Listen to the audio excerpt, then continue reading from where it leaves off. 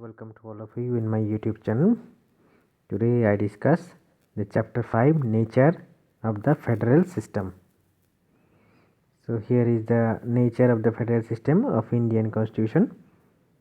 India, a union of states. Different types of federal constitutions in the modern world. So you can write down the note by pause down the video. It's a chapter 5.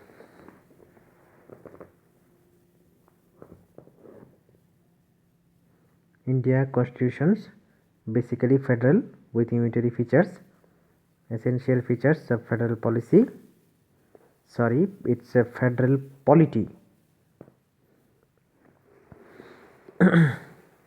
And peculiar feature of Indian federalism. So these are the note. In the next video I will give you some other important notes.